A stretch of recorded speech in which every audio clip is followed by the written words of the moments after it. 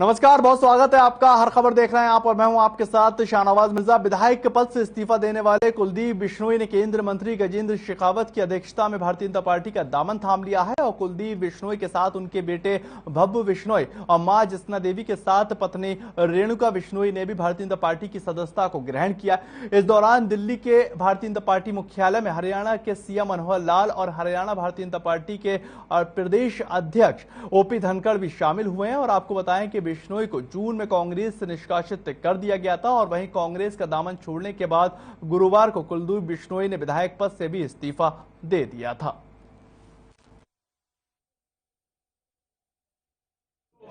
मित्रों, आज ये हर्ष का विषय है कि भारतीय जनता पार्टी का हमारा जो परिवार है इसमें और बढ़ोतरी हुई है और आज हमारे हरियाणा के नेता श्री कुलदीप बिश्नोई जो पूर्व में जैसा हमको जानकारी है कि 2 बार ये सांसद भी रहे हैं और 4 बार विधायक भी हुए हैं।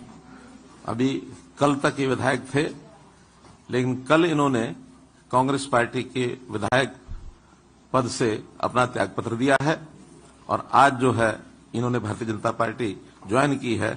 मैं हरियाणा भारतीय जनता पार्टी में इनके आगमन पर स्वागत करता हूं। कुलदीप बिश्नोई जी का, रेणुका बिश्नोई जी का भारतीय जनता पार्टी में स्वागत करता हूं।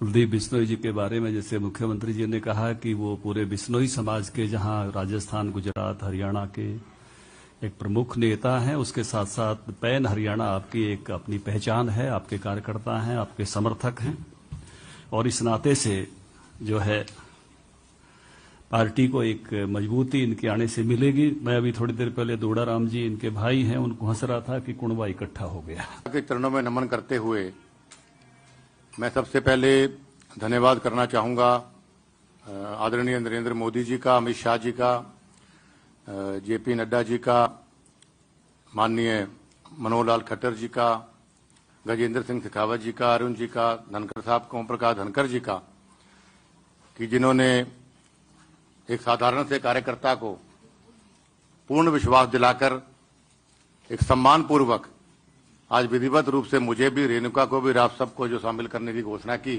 इसके लिए पुनः मैं आप सबका आभार व्यक्त करता हूं। उधर कैथल की कष्ट निवारण समिति की बैठक का आयोजन हुआ है और इसकी अध्यक्षता हरियाणा के परिवहन मंत्री मूलचंद शर्मा ने की है। वहीं बैठक में कुल 17 शिकायतों पर सुनवाई भी हुई है, जिसमें से 5 पुरानी और 12 नई शिकायतें बताई जा रही हैं और इसमें 2 शिकायतों को पेंडिंग रखा गया। आपको ये जानकारी दें कि परिवहन मंत्री ने जलभराव की समस्या को लेकर नई बसों के बारे में भी जानकारी दी है।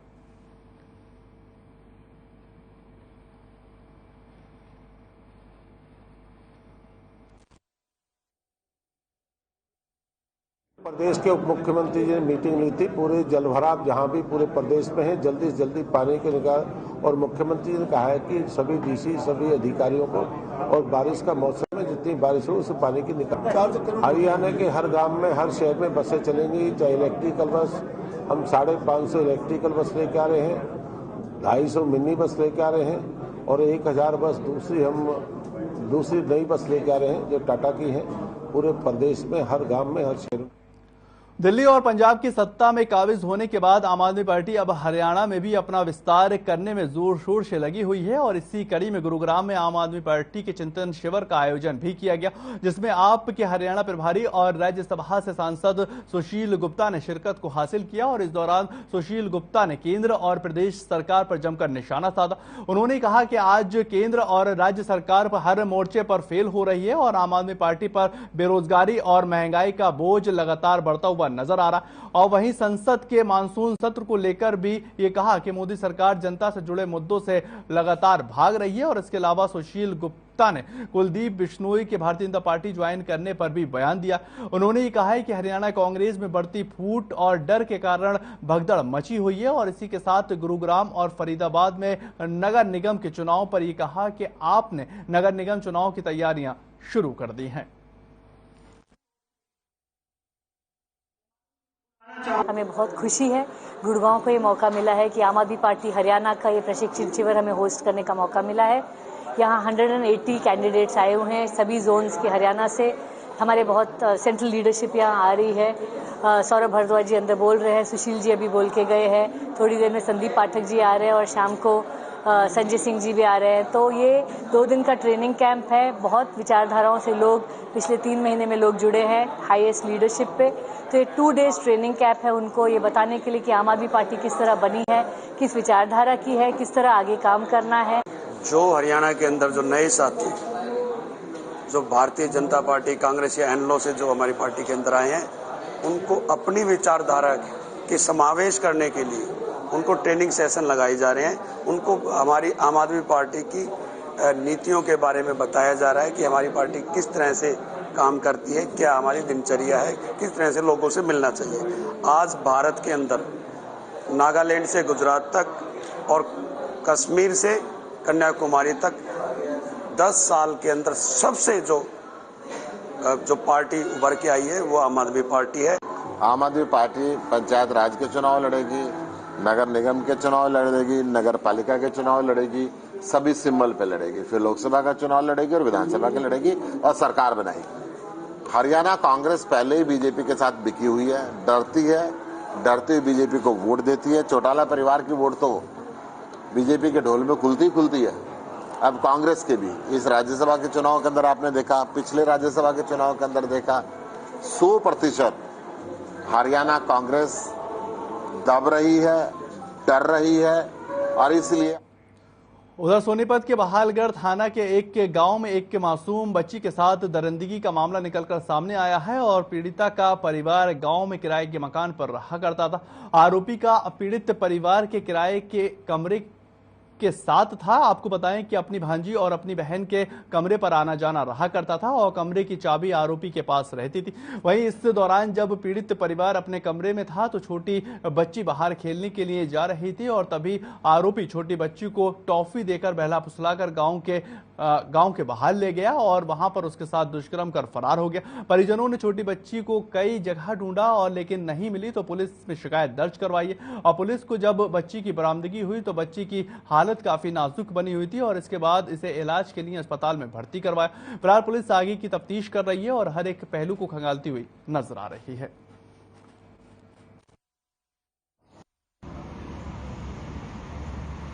गांव के अंदर एक छोटी बच्ची के साथ गलत काम किया गया है और उसके रिगार्डिंग FIR दर्ज कर दी गई है और 2 टीम थाने की है और 1 टीम CID2 की है। टीम मिलकर आरोपी की तलाश कर रहे हैं। आरोपी का नाम बाय नेम आया हुआ है FIR में और ये तीनों टीम लगी। गुरुग्राम के सेक्टर 77 में पालम हिल सोसाइटी में मंगलवार को हुई घटना का उपायुक्त निशांत कुमार यादव ने दुखद जताया है। आपको बताएं कि दुख जताते उन्होंने कहा कि हादसे में मारे गए श्रमिकों के परिजनों के प्रति मेरी संवेदनाएं व्यक्त करता हूं। हादसे की जांच के लिए SDM के 4 सदस्यीय समिति का भी गठन किया गया है। हालांकि भरपाई किसी भी तरह से नहीं हो सकती है, फिर भी श्रम कानून के अनुसार हादसे में मारे गए श्रमिकों और घायलों के परिजनों को मुआवजा राशि 2 दिन में दी जाएगी। वहीं इस पूरे मामले पर पुलिस ने मामला दर्ज कर लिया है और जिला प्रशासन श्रम विभाग ने सभी विभागों को लेकर साथ चलने की भी दरखास्त की। आपको बताएं सुरक्षा मानकों की गाइडलाइन भिजवाने और उनका पालन करवाने के भी निर्देश दिए गए हैं और निर्माण स्थलों पर आकस्मिक के तौर पर सुरक्षा मानकों को चाक चौबंद किया जाए, इसकी भी बात कही गई। सभी बिल्डरों और ठेकेदारों को श्रमिकों के लिए बनाए गए सुरक्षा मानक अपनाने के लिए भी बात किया जाएगा।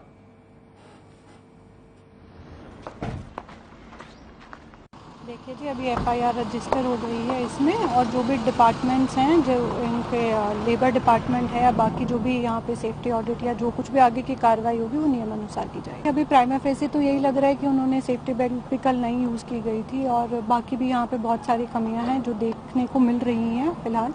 बाकी जब प्रॉपर इंक्वायरी होगी उसके बाद ही जाँच के बाद पता चल पाएगा कि जी क्या क्या और कमियाँ थी। अभी बहुत इनिशियल स्टेज में है जी इंक्वायरी, जैसे कोई ऑर्डर। उधर चरखी दादरी में जागरण कार्यक्रम के दौरान लोक गायिका राकेश पर फायरिंग के मामले में पुलिस ने 2 आरोपियों को गिरफ्तार करने की सफलता हासिल कर ली है और उप पुलिस अधीक्षक राम सिंह बिश्नोई ने बताया है कि चरखी दादरी में जागरण कार्यक्रम के दौरान लोक गायिका राकेश पर फायरिंग की गई थी। इसकी सूचना मिलने पर डायल 112 के कर्मचारी मौके पर पहुंचे और पुलिस ने मामले की तत्परता दिखाते हुए 24 घंटे के भीतर ही 2 आरोपियों को गिरफ्तार कर लिया। पुलिस ने पकड़े गए आरोपियों के पास से एक देसी देसी पिस्तौल व 2 जिंदा कारतूस बरामद किए हैं।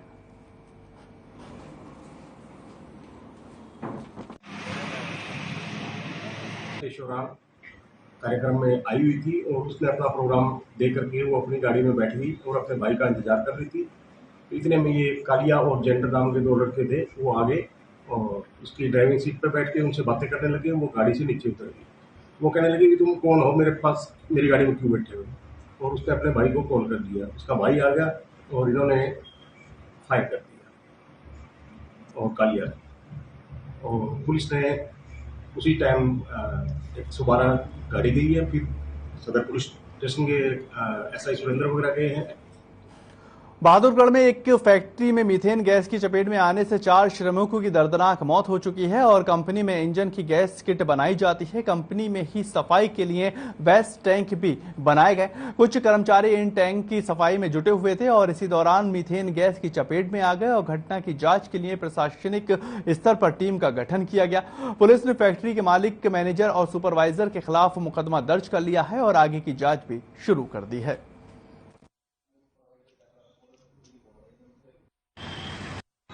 एरोप्लास्ट कंपनी में जो औद की सफाई करते हुए जो औद के अंदर वेस्टेज जो होता है वो उसके अंदर वेस्टेज की गाद इकट्ठी हुई थी। वहाँ 6 मजदूर की सफाई करने के लिए उतरे थे, जिसके जो फिर जहरीली गैस होने के कारण उसमें भी बेहोश हो गए थे, जो जीवन ज्योति अस्पताल में एडमिट करवाए गए थे। जो 4 डेड हो गए थे और 2 अभी गंभीर रूप से घायल हैं, जो भी एडमिट है। अभी क्या कार्रवाई की जा रही है सर? हमने FIR दर्ज कर ली है। अजय जो मृतक अजय है उसके फादर के बयान पर FIR। गुरुग्राम की साइबर क्राइम पुलिस को एक बड़ी कामयाबी हाथ लगी है। आपको ये बताएं कि पुलिस ने फर्जी पायलट हेमंत शर्मा को गिरफ्तार कर लिया है और पुलिस ने ये बताया है कि आरोपी सिक्किम का रहने वाला इंडिगो एयरलाइंस की ग्राउंड्समैन के तौर पर ये काम कर चुका है और काम खुद को पायलट बताता। एयरलाइंस की क्रू मेंबर और एयर होस्टेस को टारगेट कर फ्रेंड्स रिक्वेस्ट भेजता था और उसके साथ फ्रेंडशिप किया करता था। पुलिस ने यह भी बताया है कि आरोपी अब तक लाखों रुपए की ठगी भी कर चुका है और फिलहाल पुलिस ने आरोपी को गिरफ्तार कर आगे की कार्रवाई भी शुरू कर दी है।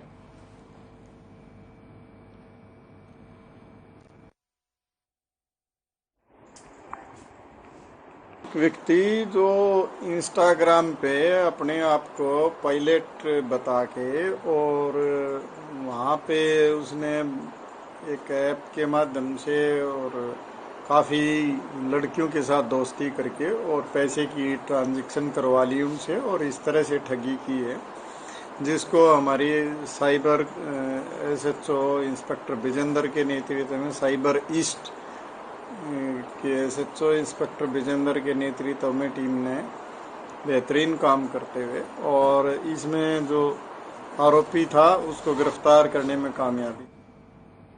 करनाल पुलिस को एक बड़ी सफलता हाथ लगी है। आपको ये बताएं कि पुलिस ने लॉटरी निकलने का लालच देकर ठगी करने वाले 2 आरोपियों को गिरफ्तार कर लिया है और आरोपियों के कब्जे पर 69,000 रुपए की नकदी के साथ 2 मोबाइल फोन और एक लैपटॉप को भी बरामद किया गया।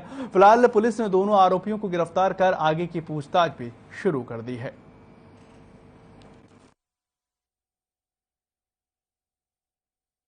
प्रवीण कुमार नाम का कंप्लेनेंट है, रामपुर नगर का रहने वाला है। इसके पास पिछले 1 साल से 2 व्यक्ति लगातार फोन कर रहे थे, लॉटरी के नाम पर धोखाधड़ी से इसके पास पैसे लिए थे। लगभग 1,29,000 रुपये पिछले 1 साल से इन्होंने लॉटरी के नाम पे और फिर लॉटरी के बाद इंश्योरेंस करने के नाम पर इससे धोखाधड़ी करके और ऑनलाइन इनसे ट्रांजैक्शन करवाते रहे। उसके बाद इसने हमारे पास FIR लॉग करवाई थी। उसके बाद हमने इन्वेस्टिगेशन की तो हमारे पास ऑन रिकॉर्ड जो चीज हमने रिकॉर्ड लेकर 2 आदमियों को अरेस्ट किया।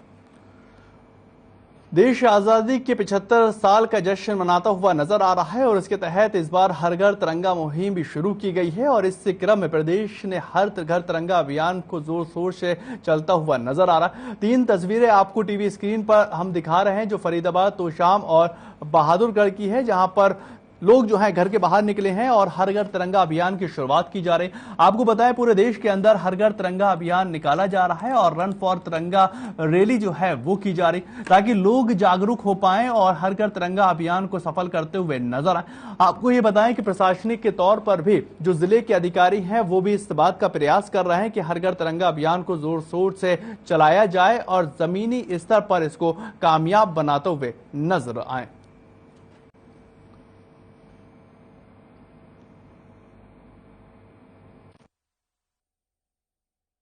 अमृत महोत्सव के तहत हर घर तिरंगा कार्यक्रम के अंतर्गत आज खंड तोशाम में इस तिरंगा यात्रा का आयोजन किया गया है, जिसमें सभी स्कूलों के बच्चे, आंगनवाड़ी वर्कर्स और आशा वर्कर्स ने भाग लिया है।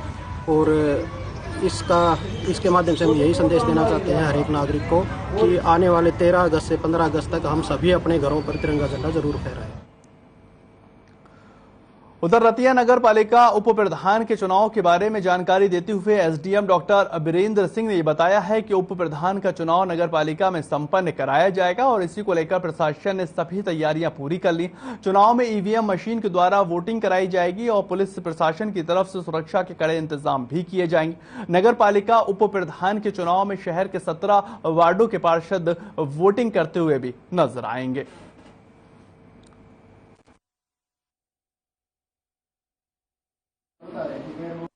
5 तारीख को 1 बजे चुनाव प्रक्रिया की जाएगी, जिसमें उप प्रधान नगर पालिका रतिया का चुनाव किया जाएगा।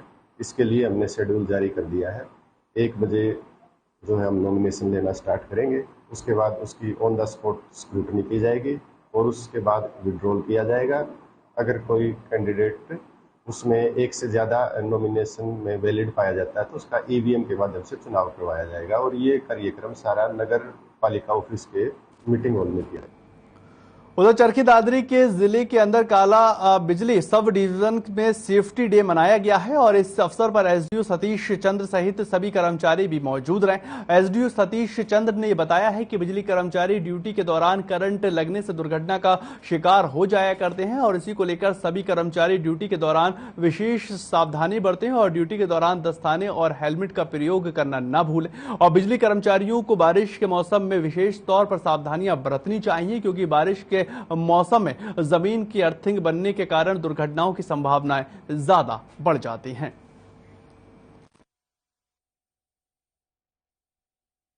हर बार स्टाफ से मीटिंग करते रहते हैं, जिसको सेफ्टी सेमिनार भी बोलते हैं, सेफ्टी डे ऑर्गेनाइज करना भी कहते हैं। इसमें पूरे स्टाफ टेक्निकल को बुलाया जाता है और उनको एक इंसिस्ट किया जाता है, इंस्पायर किया जाता है कि भी आप ज़्यादा से ज़्यादा सावधानी बरतें, क्योंकि घर परिवार भी इंतजार करता है, सब कुछ उसी पे डिपेंड होता है। तो मैंने आज जो सेमिनार जो ऑर्गेनाइज करवाया है, पूरा स्टाफ यहाँ प्रेजेंट था और पूरे स्टाफ को यही हिदायतें दी है कि जब भी काम करें तो जिस लाइन पे काम करना है उसका परमिट तो ले ही लें। क्रॉसिंग है। भारतीय डाक विभाग ने रक्षाबंधन को लेकर विशेष व्यवस्थाएं की हैं और इस दौरान बहन अपने भाइयों के लिए दूर दूर से राखी भेजती हुई नजर आती। ऐसे में राखी को नुकसान न हो और इसके लिए डाक विभाग ने खास तरह के लिफाफों को तैयार किया। डाक विभाग में मैनेजर रविदत्त यादव ने बताया है कि राखी भेजने के लिए तैयार किए गए लिफाफे वाटर प्रूफ हैं और गुलाबी रंग के लिफाफे लोगों को आकर्षित करते हुए भी नजर आ रहे हैं और लिफाफों को हर डाक में उपलब्ध करवा दिया गया है और राखी के अवसर पर डाक विभाग की इस पहल को काफी पसंद भी किया जा रहा है।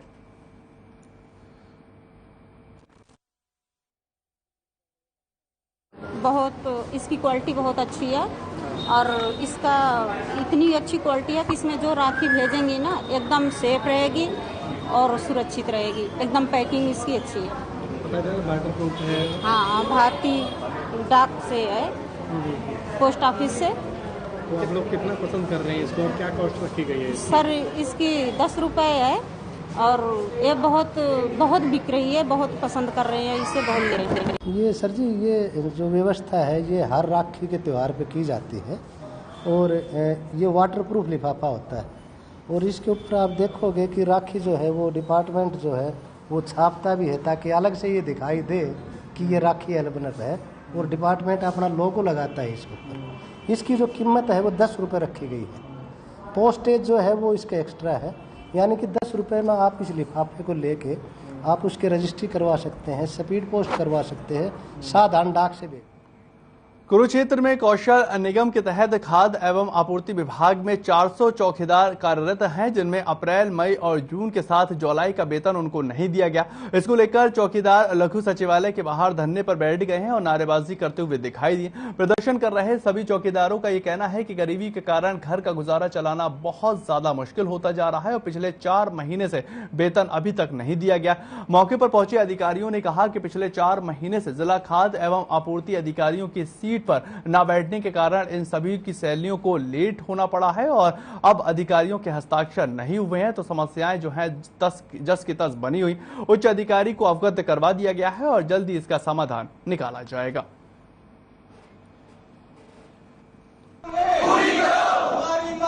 सप्लाई डिपार्टमेंट में लगे हुए हैं जी सभी, और कौशल रोजगार निगम नाम का एक सरकार ने पोर्टल चलाया है जिसके दावे बड़े बड़े होते हैं कि 7 तारीख से पहले तनख्वाह आएगी, ये आएगी, वो आएगी, लेकिन आज 5वां महीना चल गया, अप्रैल की तनख्वाह अब तक नहीं आई।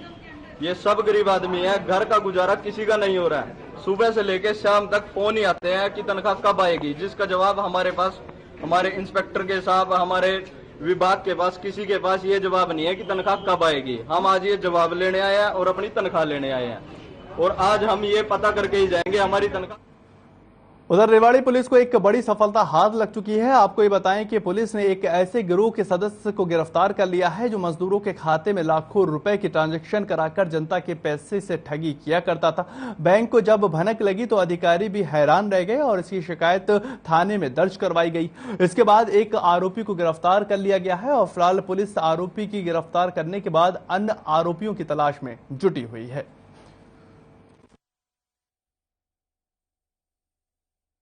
ये हमारे पास एक कंप्लेंट आई थी हिमांशु की, जिसके साथ फ्रॉड किया हुआ था, तो उस पर हमने मुकदमा दर्ज कर लिया था। तो हिमांशु ने कहा था कि मेरे खाते में कोई अकाउंट ज़्यादा बढ़ोतरी आ गई है, जबकि मुझे नॉलेज भी नहीं है। तो इस संबंध में हमने उसके स्टेटमेंट पे पर्चा दर्ज कर लिया था। जो बाद में हमें पता लगा भी उसके स्टेटमेंट वगैरह रिकॉर्ड वगैरह जाना, तो सुमित नाम का लड़का जो है जिसको हमने गिरफ्तार किया है, तो उसने ही अकाउंट खुलवाए थे और कम से कम 14-15 आदमी के अकाउंट में 15-15, 20-20 लाख रुपए उन्होंने ट्रांजैक्शन की हुई है। यमुनानगर में चोरों के हौसले इतने बुलंद हो चुके हैं कि उन्हें पुलिस का भी बिल्कुल खौफ नजर नहीं आ रहा। आपको ये बताएं कि यमुनानगर के जैनपुर नगर इलाके में बीती रात 30 गाड़ियों के शीशे तोड़कर गाड़ियों में रखे दस्तावेज और सामान भी चुरा कर ले गए। वहीं पास में लगे सीसीटीवी कैमरे में चोर कैद हो चुके हैं और स्थायी लोगों ने इसकी सूचना पुलिस को दे दी है और पुलिस अब इस सीसीटीवी फुटेज के आधार पर आगे की कार्रवाई करती हुई नजर आ रही है।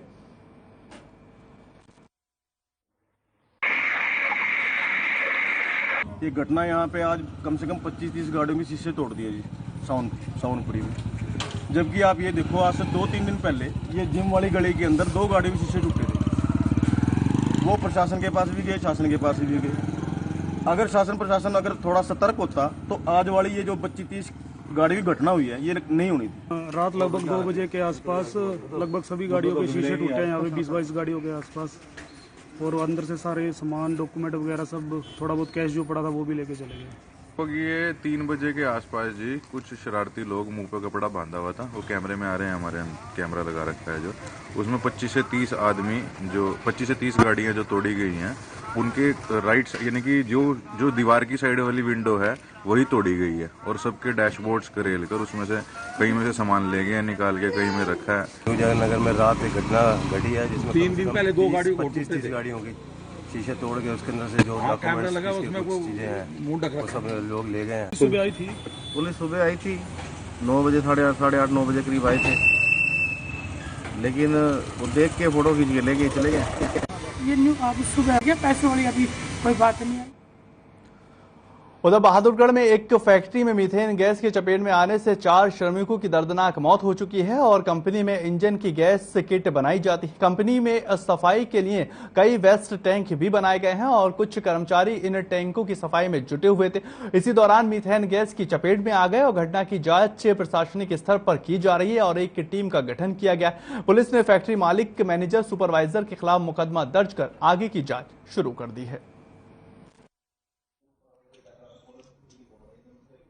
कल एरोप्लेस्ट कंपनी में जो ओद की सफाई करते हुए जो ओद के अंदर वेस्टेज जो होता है वो उसके अंदर वेस्टेज की गाद इकट्ठी हुई थी। वहाँ 6 मजदूर की सफाई करने के लिए उतरे थे जिसके जो फिर जहरीली गैस होने के कारण उसमें बेहोश हो गए थे, जो जीवन ज्योति अस्पताल में एडमिट करवाए गए थे। जो 4 डेड हो गए थे और 2 अभी गंभीर रूप से घायल हैं जो भी एडमिट है। अभी क्या कार्रवाई की जा रही है सर? हमने FIR दर्ज कर ली है। अजय जो मृतक अजय है उसके फादर के बयान पर FIR। चलिए फिलहाल इस बुलेटिन में इतना ही। ताज़ा खबरों के लिए आप लगातार बने रहें हर खबर के साथ।